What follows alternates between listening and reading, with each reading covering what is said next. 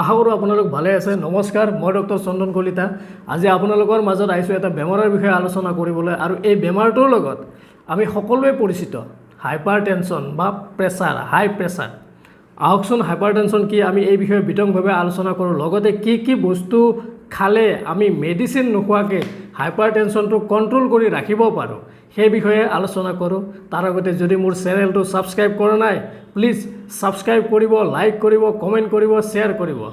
আমাৰ দেশত হাইপাৰটেনশ্যনটো বিৰাট ডাঙৰ এটা বাৰ্ডেন হৈ গৈ আছে। নিয়াৰ এবাউট 29.8% মানুহ এই হাইপাৰটেনশ্যনৰ কি হয় আক্ৰান্ত বা হাইপাৰটেনশ্যনত ভুগি আছে। আকৌ এই মানুহখিনিৰ ভিতৰত মেক্সিমাম মানুহ কি হয় আৰবান এৰিয়াত, মানে যিখিনি মানুহ চহৰত বাস কৰে, আৰু কম সংখ্যক মানুহ কি হয় ৰুৰেল এৰিয়াৰ, মানে গাঁৱত যিখিনি বাস কৰে। আৰু আকৌ মানে মতা মানুহৰ সংখ্যা হাইপাৰটেনশ্যনৰ ক্ষেত্ৰত মাইকী মানুহৰ সংখ্যাতকৈ অলপ বেছি হয়। প্ৰত্যেক বছৰতে ভাৰতত নিয়াৰ এবাউট 1.6 মিলিয়ন মানুহ এই হাইপাৰটেনশ্যনৰ ফলত, মানে হাই প্ৰেছাৰৰ ফলত মৃত্যুমুখত পৰা দেখা যায়। 1.6 মিলিয়ন মানুহ ধেমালি নহয়। প্ৰায় 16 লাখ মানুহ যদি বছৰত হাইপাৰটেনশ্যনত মানে আপোনাৰ হাই প্ৰেছাৰৰ ফলত মৃত্যুমুখত পৰিব লগা হয়, তেতিয়াহ'লে এইটো সঁচাকৈ ভাবিবলগীয়া কথা। সাধাৰণতে এই বেমাৰবিধ চাইলেণ্ট ডিজিজ হিচাপত থাকে, মানে কিবা কাৰণত আপুনি ডক্টৰৰ কাষত গ'ল বা কিবা কাৰণত আপুনি প্ৰেছাৰটো চেক কৰিলে, তেতিয়া মানে কি হয় আপুনি যে হাইপাৰটেনশ্যনত ভুগি আছে তেতিয়াহে গম পোৱা যায়। যিমান প্ৰেছাৰ থাকিব লাগে তাতকৈ যদি আপোনাৰ প্ৰেছাৰটো অলপ বেছি থাকে, সাধাৰণতে কোনো লক্ষণ দেখা পোৱা নাযায়। কিন্তু কেতিয়াবা কিবা কাৰণত বেলেগ বেমাৰৰ কাৰণে যেতিয়া আপুনি ডক্টৰৰ কাষত যায় বা কিবা কাৰণত হেল্থ ৱৰ্কাৰৰ কাষত যায়, আৰু যেতিয়া আপোনাৰ প্ৰেছাৰটো জোখা যায়, তেতিয়া আপুনি গম পায় যে মানে হাইপাৰটেনশ্যনত ভুগি আছে। এনেকৈয়ে এই বেমাৰটো কি হয় চিনাক্তকৃত হয়। এনেকুৱা নহয় যে হাইপাৰটেনশ্যনত ডিটেকশ্যন হ'লেই আপুনি মেডিচিন খাব লাগিব, তেনেকুৱা নহয়। কেতিয়াবা মেডিচিন নোখোৱাকৈও ধুনীয়াকৈ এই হাইপাৰটেনশ্যনটো কণ্ট্ৰল কৰিব পৰা যায়, কিন্তু তাৰে কিছুমান এটা লিমিটেশ্যন থাকে। আচলতে এই হাইপাৰটেনশ্যনটো কি আপুনি গম পায়নে? বুঢ়া আঙুলিটোৰ তলে তলে যেতিয়া আপুনি হাতত টাচ কৰিব তেতিয়া এটা পালচ পায়, মানে ওখ চাপৰ এনেকৈ ঢিপ ঢাপ মাৰি থকা যেন গম পায়। আপোনাৰ এইটো হৈছে পালচ। আপুনি যেতিয়া এই পালচটোত আপুনি দুটা পায়, এবাৰ ওখ হৈ যায়, এবাৰ চাপৰ হৈ যায়। সাধাৰণতে আমাৰ যেতিয়া হাৰ্টৰ সংকোচন হয় তেতিয়া তেজটো এটা ফ'ৰ্চত ওলাই আহে, আৰু তেতিয়া আমি কি হয় হেঁচাটো গম পাওঁ। আৰু যেতিয়া হাৰ্টটো ৰিলেক্সেশ্যন হৈ যায়, মানে ঢিলা হৈ যায়, তেতিয়া কি হয় প্ৰেছাৰটো কমি যায়। আৰু এই কাৰণত আমি দুটা প্ৰেছাৰ পোৱা যায়। সাধাৰণতে যেতিয়া আপুনি ডক্টৰৰ ওচৰত যায় তেতিয়া আপোনাৰ প্ৰেছাৰটো এনেকুৱা ধৰণত লিখা থাকে 120/80 মিলিমিটাৰ অফ মাৰ্কাৰী, বা 110/70 মিলিমিটাৰ অফ মাৰ্কাৰী, বা 140/90 মিলিমিটাৰ অফ মাৰ্কাৰী। ঠিক এনেকুৱা ধৰণে লিখা থাকে। কিন্তু আপুনি জানেনে নৰ্মেল ব্লাড প্ৰেছাৰ কোনটো? মানুহে যদিও কয় এইটো 120/80 মিলিমিটাৰ অফ মাৰ্কাৰী, এইটো নৰ্মেল বুলি কয়, একচুৱেলি এইটো এটা এভাৰেজ বোলো। ধৰি লওক মই 1000 মানুহ চাইছোঁ, চাই পেলাই আপোনাৰ সকলোৰে ব্লাড প্ৰেছাৰটো 120/80 পাইছোঁ, তেতিয়া এইটো মই মানি লৈছোঁ যে এইটোৱে আমাৰ এভাৰেজ ডাটা, এইটোৱে আমাৰ নৰ্মেল প্ৰেছাৰ। কিন্তু এনেকুৱা নহয়, ৰিজন ৱাইজ বা মানুহ ৱাইজ কেতিয়াবা ব্লাড প্ৰেছাৰটো অলপ কম বেছি পৰিমাণে চেঞ্জ দেখা যায়। আৰু এই প্ৰেছাৰটো সাধাৰণতে আপোনাৰ কি হয় লাইফষ্টাইলৰ লগত জড়িত বেমাৰ। কেতিয়াবা যদিও আপুনি হিষ্ট্ৰী ৱাইজ, মানে ফেমিলি হিষ্ট্ৰী থাকে, ধৰি লওক মোৰ ককাৰ আছে, দেউতাৰ আছে, মোৰো হৈছে, এইটো ধৰি লওক মোৰ ফেমিলি হিষ্ট্ৰী, তেনেকুৱা কাৰণতো থাকিব পাৰে। কিন্তু মেক্সিমাম এই হাইপাৰটেনশ্যনটো কি হয় আমাৰ লাইফষ্টাইলৰ লগত জড়িত। যিটো আমি চিডেণ্টাৰী লাইফ কটাই থাকোঁ, মানে যিটো আমাৰ লাক্সাৰিয়াছ লাইফ, আমি কষ্ট কম কৰোঁ, যিটো আমাৰ এলেহুৱা জীৱন আমি কটাই থাকোঁ, সেই লাইফত মানে কি হয় আপোনাৰ এই হাইপাৰটেনশ্যন, যিটো ব্লাড প্ৰেছাৰ, হাই ব্লাড প্ৰেছাৰটো আপোনাৰ বেছিয়েই পোৱা যায়। তো সেইকাৰণে মই আজি আহিছোঁ যে মেডিচিন নোখোৱাকৈ কিদৰে আপোনালোকে কি হয় কিছুমান অভ্যাস পৰিৱৰ্তন কৰি আপোনাৰ এই প্ৰেছাৰটো কণ্ট্ৰল কৰিব পাৰিব।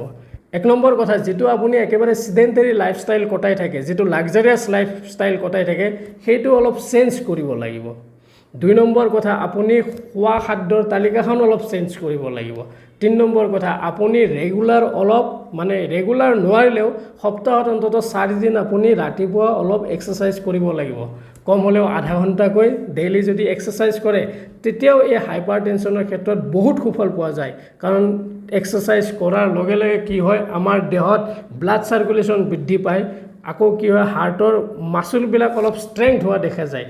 আৰু যিবিলাক আমাৰ বেয়া বস্তু আছে কিছুমান ঘামৰ দ্বাৰা আমাৰ সেইবিলাক কি হয় দেহৰ পৰাই নিৰ্গত হোৱা দেখা যায় ফলত হাইপাৰটেনশ্যনটো কি হয় অলপ কণ্ট্ৰোল হোৱা দেখা যায় আপুনি যদি বেছিয়ে শকত তেতিয়াহ'লে আপোনাৰ অলপ ওজন কমাব লাগিব আপোনাৰ যদি কিছুমান মেটাবলিক ডিসঅৰ্ডাৰ আছে ধৰি লওক আপোনাৰ ডায়াবেটিছ আছে তেতিয়াহ'লে আপুনি ডায়াবেটিছটো কণ্ট্ৰোল কৰিব লাগিব আপুনি ডায়াবেটিছ কণ্ট্ৰোল কৰাৰ লগতেও যদি আপুনি আধা ঘণ্টাকৈ ডেইলি ৰাতিপুৱা এক্সাৰসাইজ কৰে বা যিটো সময়ত আপোনাৰ কাৰণে ফেভাৰেবল হয় সেই সময়ত আপুনি যদি এক্সাৰসাইজ কৰে আধা ঘণ্টাকৈ তেতিয়াহ'লে দেখিব আপোনাৰ এই সুগাৰৰ লগে লগে কি হয় এই হাইপাৰটেনশ্যনটো বহুতখিনি কণ্ট্ৰোল হ'ব আপুনি স্মকিং যদি কৰে আপুনি স্মকিং বন্ধ কৰিব লাগিব কাৰণ এই স্মকিং কৰিলে কি হয় আপোনাৰ হাইপাৰটেনশ্যন বঢ়াৰ চান্স ম্যাক্সিমাম থাকে যদি আপুনি মদ খায় ড্ৰিংকছ কৰে তেতিয়াহ'লে এই ড্ৰিংকছৰ পৰিমাণ কমাব লাগিব বা বন্ধ কৰিব লাগিব আৰু যদি একেবাৰে বন্ধ কৰিব নোৱাৰে তেতিয়াহ'লে পৰিমাণবিলাক লাহে লাহে আপুনি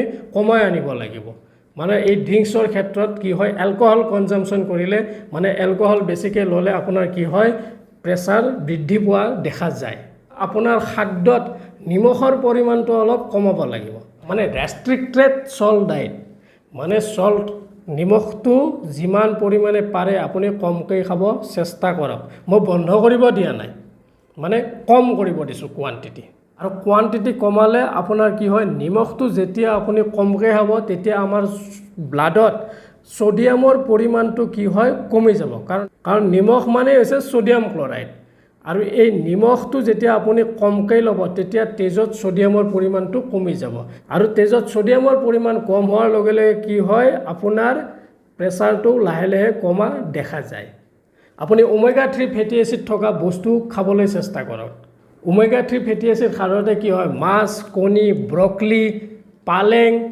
নাট যিবিলাক বাদাম জাতীয় বস্তু এইবিলাকত ওমেগা 3 ফেটি এচিড বহুত পৰিমাণে থাকে কাৰণ ওমেগা 3 ফেটি এচিডৰ এটা ৰোল আছে আপোনাৰ দেহত যিটো বেয়া কোলেষ্ট্ৰল থাকে আমাৰ দেহত দুটা কোলেষ্ট্ৰল থাকে এটা হৈছে হাই ডেনসিটি কোলেষ্ট্ৰল এটা হৈছে লো ডেনসিটি কোলেষ্ট্ৰল এই লো ডেনসিটি যিটো কোলেষ্ট্ৰল বা লিপিড বুলি কওঁ সেইটো ওমেগা 3 ফেটি এচিডে কমাই দিয়ে ফলত কি হয় হাই ডেনসিটি লিপিড আমাৰ দেহত বৃদ্ধি পায় বা আমাৰ তেজত বৃদ্ধি পায় আৰু ফলত প্ৰেছাৰটো কি হয় কণ্ট্ৰোল হোৱাত ই বহুখিনি সহায় কৰে আপুনি মেগনেছিয়াম মিনাৰেল বেছিকৈ থকা খানা খাওক মেগনেছিয়াম মিনাৰেল থকা খানা কিছুমান আছে ধৰি লওক স্পাইনাট সি ফুড পালেং ৰঙালাও গুটি এইবিলাকত ৰঙালাও গুটি যিটো আমাৰ পামকিন সিড বুলি কয় এইবিলাকত কি হয় মেগনেছিয়ামটো প্ৰচুৰ পৰিমাণে থাকে আৰু এইবিলাক খানা খালে আপোনাৰ কি হ'ব প্ৰেছাৰটো বহুখিনি কণ্ট্ৰোল হৈ থাকিব আপোনাৰ যদি ডক্টৰৰ কাষত গ'লে প্ৰেছাৰটো যদি পাইছে বোলে 130/80তকৈ বেছি আছে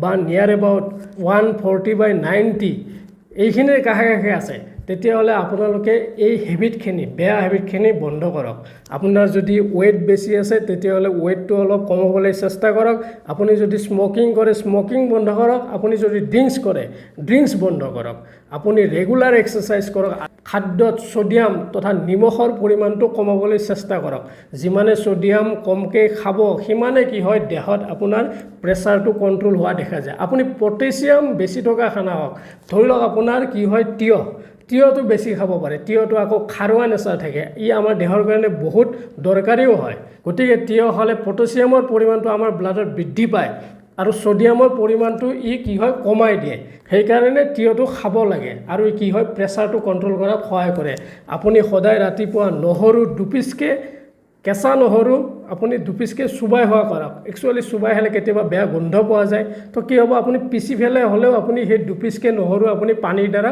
খাই দিব আৰু নহৰু খোৱাৰ লগে লগে কি হয় এই নহৰুৱে আমাৰ ধমনীত যিবিলাক কোলেষ্ট্ৰল ডেপজিট কৰে মানে যিবিলাক ব্লাড যোৱাৰ শিৰা থাকে কোলেষ্ট্ৰল চাৰিওকাষে যিটো ডেপজিট হয় জমা হয় সেইবিলাকৰ পৰিমাণটো লাহে লাহে কমি যায় ফলত কি হয় আপোনাৰ প্ৰেছাৰটো কণ্ট্ৰোল হোৱাত সহায় কৰে লগতে আপুনি কি হয় ফেটি ডায়েট একেবাৰে ফেট থকা ডায়েট যিবিলাক আছে বেছি চৰ্বিজাতীয় বস্তুবিলাক খোৱাটো কমাই দিয়ক তেতিয়া দেখিব আপোনাৰ কি হয় প্ৰেছাৰটো কণ্ট্ৰোল হৈ থাকিব আৰু এইখিনি কথা যদি আপুনি ফলো কৰিব পাৰে তেতিয়াহ'লে আপুনি দেখিব আপোনাৰ প্ৰেছাৰটো বহুখিনি কণ্ট্ৰোল হৈছে আৰু আপুনি বহুত সুফল পাব আশা কৰোঁ আপুনি কথাখিনি বুজি পাইছে আৰু এইখিনি কথা আপুনি ফলো কৰিবলৈ চেষ্টা কৰক আৰু আপুনি যদি এই ভিডিঅ'টো ভাল পাইছে তেতিয়াহ'লে মোৰ এই চেনেলটো ছাবস্ক্ৰাইব কৰক লাইক কৰক শ্বেয়াৰ কৰক আৰু আগলৈও এনেকুৱা ভিডিঅ' মই আপোনালোকৰ ওচৰলৈ লৈ আহিম তেতিয়ালৈ মই বিদায় লৈছোঁ।